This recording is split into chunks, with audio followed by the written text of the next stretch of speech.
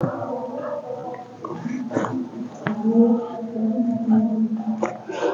बच्चों आज हम सीखने वाले हैं एक्सरसाइज 11.3 पाठ 11 पृष्ठीय क्षेत्रफल और आयतन। तो अभी तक हमने पृष्ठीय क्षेत्रफल निकालने से संबंधित सवाल सीखे इसमें, ठीक है। तो अब जो है आयतन से संबंधित सवाल है। प्रश्न क्या है देखिए, पहला प्रश्न है एक्सरसाइज 11.3 एक लंबवृत्तीय शंकु का आयतन ज्ञात कीजिए जिसकी नंबर 1 त्रिज्या कितनी है 6 सेंटीमीटर है और ऊंचाई 7 सेंटीमीटर है। तो लंबवृत्तीय शंकु कैसा होता है बच्चों, हमारा ऐसे होता है, देखिए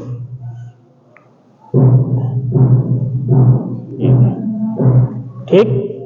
तो इसमें हमको क्या दे रखी है, एक तो इसकी त्रिज्या दे रखी है, ये इसको त्रिज्या बोलते हैं, ये दूरी को। तो ये कितना दिया हुआ है, यानी कि r बराबर दे रखा है 6 सेंटीमीटर। दूसरी चीज हमको क्या दे रखी है, इसकी ऊंचाई दे रखी है h बराबर 7 सेंटीमीटर। तो हमें इसका आयतन निकालना है। आयतन का मतलब यह है कि यदि यह शंकु माना ठोस है तो इसको बनाने में कितने पदार्थ लगा होगा, ठीक है। यदि यह शंकु क्या है, अंदर से कोई बर्तन का आकार का है तो इसमें कितना पानी आएगा या कितना तेल आएगा, समझ रहे हो बात। तो वो क्या है, इसका आयतन कहलाता है। इसका आयतन निकालने का जो सूत्र होता है, सबसे पहले हमको सूत्र पता होना चाहिए। तो सूत्र में सब इनका पहले आपको बता चुका हूं, ठीक है। तो कैसे हल करेंगे, देखिए हल इसमें क्या क्या दिया है। सबसे पहले प्रश्न में जो जो दिया होता है सबसे पहले हम उसे लिखते हैं, ठीक। एक तो हमको क्या दिया हुआ है बच्चों, त्रिज्या दे रखी है, लंबवृत्तीय शंकु की त्रिज्या r बराबर दे रखी है, ठीक है, r बराबर 6 सेंटीमीटर। और दूसरी चीज हमको क्या दिया हुआ है, h दिया हुआ है, h बराबर 7 सेंटीमीटर। इसलिए शंकु का आयतन कितना होता है, सूत्र क्या होता है बच्चों, कोई बच्चा बता सकता है? सब बिल्कुल सही बताया, 1/3 पाई r स्क्वायर h, ये इसका सूत्र होता है। तो अगर हम सूत्र गलत लिख देंगे तो भी हमारा सवाल गलत हो जाता है। तो इसलिए हमें सूत्र बिल्कुल सही याद करने हैं। तो 1/3 पाई का मान 22/7 गुणा r स्क्वायर 6 का वर्ग गुणा h 7। तो ये किस में आएगा बच्चों, सेंटीमीटर की घात 3 में आएगा। घन सेंटीमीटर होता है, आयतन जो होगा सेंटीमीटर की घात 3 में आएगा। क्यों आएगा, ये भी समझने की बात है, समझ रहे हो। एक्चुअली में ये क्या होगा, r स्क्वायर है ना, तो 6 सेंटीमीटर का स्क्वायर एक्चुअली में ऐसा होना चाहिए था, गुणा h कितना है 7 सेंटीमीटर। मैं आपको समझाने के लिए बोल रहा हूं, यहां पर देख लो है सेंटीमीटर की घात 3 क्यों आता है।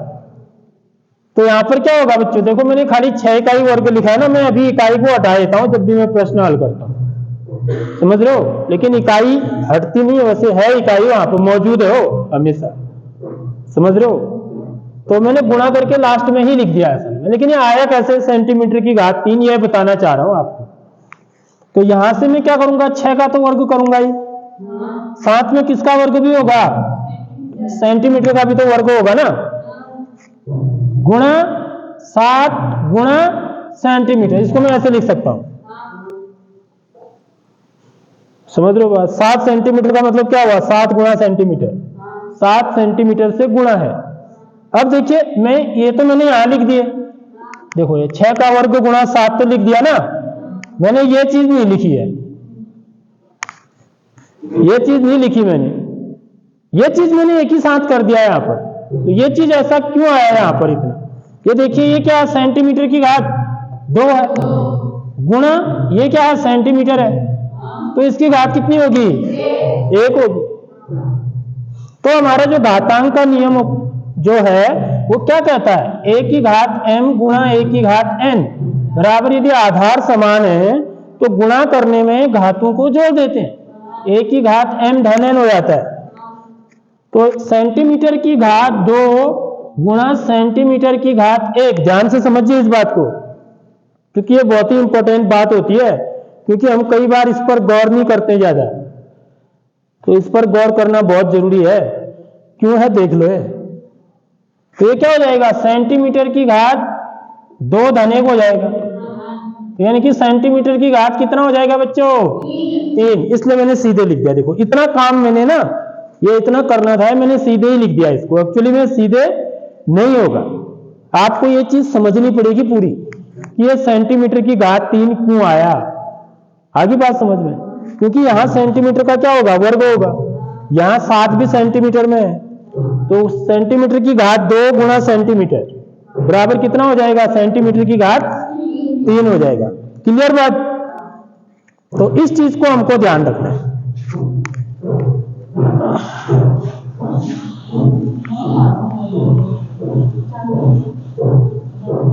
तब ये कितना आ जाएगा बच्चों, देखिए कई बच्चे ऐसे काट दे रहे हैं पूरा, उसकी वजह से उनके उत्तर गलत आ जा रहे हैं। ऐसे मत काटिए, कभी भी वर्ग है तो पूरा लिख लो एक बार, या तो फिर सीख लो काटना कैसे, घात को काटते हैं, समझ रहे हो बात। यदि यहाँ पर 7 का वर्ग होता, मैं देखा पहले जब आपका आया है, तो कुछ बच्चों ने इससे इसको काट दिया पूरा,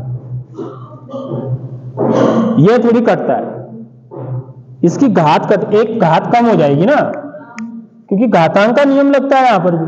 तो यहाँ तो है नहीं, वैसे नॉर्मली मैं बात कर रहा हूं, हम ऐसा भी कर रहे हैं कई बार।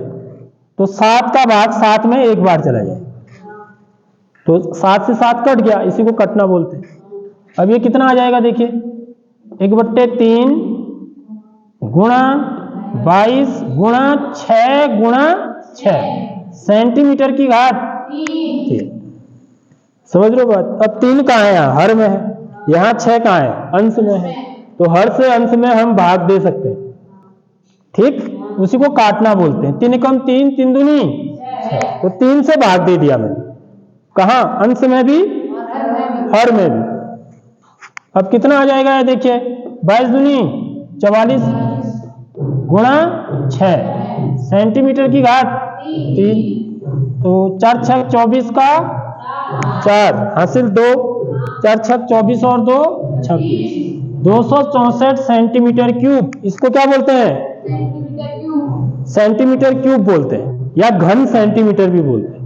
यानी कि यह जो शंक्वाकार बर्तन है, यदि आप इसमें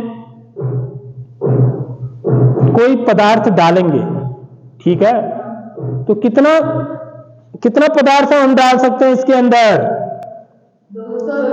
264 सेंटीमीटर घन सेंटीमीटर। क्या बोलते हैं हिंदी में, क्या बोलते हैं हम, घन सेंटीमीटर, या सेंटीमीटर की घात 3। यदि पानी है तो हम उसको लीटर में भी बदल सकते हैं, समझ रहे हो। आगे एक सवाल भी है पीछे, पानी या तेल, ठीक है, वो किस में होता है, लीटर में होता है, तो सेंटीमीटर क्यूब को हम लीटर में भी चेंज कर सकते हैं, ठीक बात।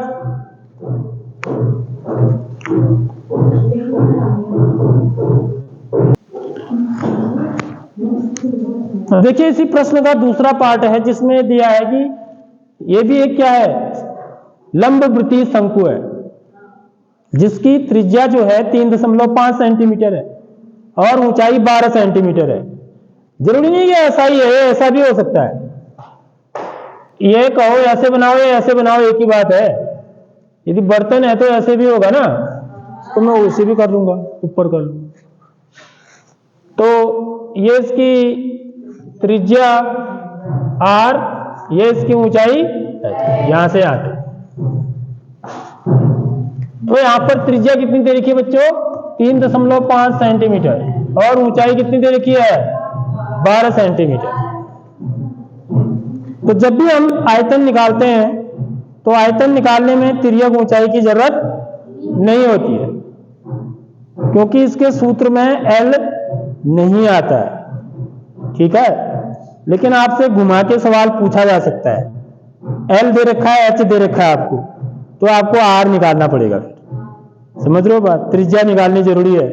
मेरा त्रिज्या इसमें जब भी हम आयतन निकालेंगे तो हमको दो चीजें चाहिए, एक तो R चाहिए और दूसरा H चाहिए। तो यहाँ पर R बराबर 3.5 सेंटीमीटर दिया हुआ है, H बराबर 12 सेंटीमीटर दिया हुआ है। ठीक है, तो इसका जो आयतन है इसको अंग्रेजी में बच्चों V से भी दिखाते हैं। आयतन को किससे दिखाते हैं? V से। आयतन को अंग्रेजी में वॉल्यूम कहा जाता है। ठीक है, तो जो वॉल्यूम में जो पहला अल्फाबेट है वो क्या है? V है। तो आयतन को जो है ना V से हम इंडिकेट करते हैं। तो 1/3 पाई r स्क्वायर h, ये फॉर्मूला है। तो 1/3 इंटू पाई का मान 22/7 गुणा r स्क्वायर 3.5 का वर्ग। तो इसको 0.5 है तो इसको कोष्टक में भी लिख सकते हैं गुणा h कितना? 12 सेंटीमीटर की घात 3। ये याद रखना है, सेंटीमीटर नहीं लिखना है, ये इकाई सही लिखनी है क्योंकि हम आयतन निकाल रहे हैं। सेंटीमीटर स्क्वायर भी लिखोगे तो भी गलत हो जाएगा, नंबर कटेंगे। याद रख लो, क्योंकि ये क्षेत्रफल नहीं है, क्षेत्रफल सेंटीमीटर स्क्वायर में होगा और यदि आयतन है तो वो सेंटीमीटर क्यूब में होगा। क्यूब मतलब घात 3, घात 3 को क्यूब बोलते हैं। तो ये कितना हो जाएगा? 1/3 22/7 गुणा 3.5 गुणा 3.5 गुणा 12 सेंटीमीटर की घात 3। तो देखिए जो कटता है तो उसको काट देंगे, हर से अंश में काटते हैं कभी। तो 3 से कौन कटता है? इनमें से 12 कटता है। 3 कम 3, 3 चको 12। 7 से क्या कटता है?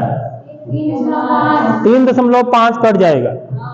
ठीक है, 7 का भाग यदि मुझे 3.5 में देना है तो कितनी बार जाएगा? तो सबसे पहले तो 3 में देंगे हम ना, 3 में तो नहीं जाएगा, तो 35 में ही देना पड़ेगा, लेकिन उससे पहले बीच में दशमलव आ रहा है तो दशमलव पहले लग जाएगा। समझ लो ये बात। अब 35 में देंगे, 7 पंचे,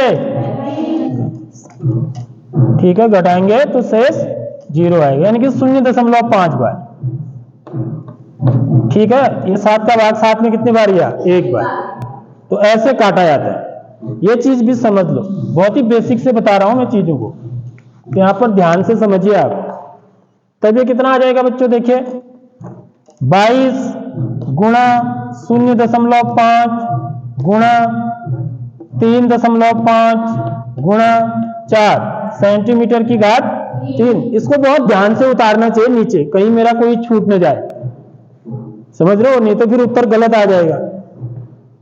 आ रही बात समझ में? अब मैं क्या कर सकता हूं? इन दोनों को एक साथ गुणा कर दूं, ठीक है, और इन दोनों को एक साथ गुणा कर दूं, तो फिर उसके बाद दोनों को गुणा कर देंगे एक साथ। एक तरीका ये भी है। ठीक है, तो 22 को मैं किससे गुणा करूंगा? पहले सीधे 5 से ही गुणा कर दूंगा, दशमलव बाद में लगाऊंगा। ठीक है, 5 दूनी 10 का 0 हासिल, 1 5 दूनी 10 और 1 11। और दशमलव कहां पर लगेगा बच्चों? एक अंक का अंदर लगेगा, क्योंकि यहाँ दशमलव एक अंक का अंदर है, तो कहां पर लगेगा? यहां से भी एक अंक का अंदर, यानी कि 11 के बाद यहाँ जाएगी, यानी कि 11 हो गया है। ठीक है, गुणा 3.5 को 4 से गुणा करूंगा, 4 पंचे 20 का 0 हासिल 2, 4 3 12 और 2 14। यहां भी दशमलव कहां लगेगा?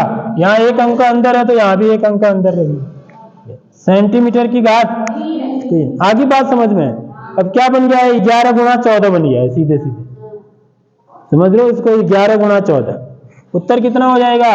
11 चको 44 का 4 हासिल 4, 11 कम 11, 11 और 4 15, 154 सेंटीमीटर की घात 3। तो ये मेरा आंसर हो जाएगा। सारी बात समझ में? कहीं पर कोई बात समझ में नहीं आई तो पूछ सकते हैं आप, सीखना सबको है, लेकिन कहीं पर कोई चीज समझ में ना आ रही तो पूछ लो।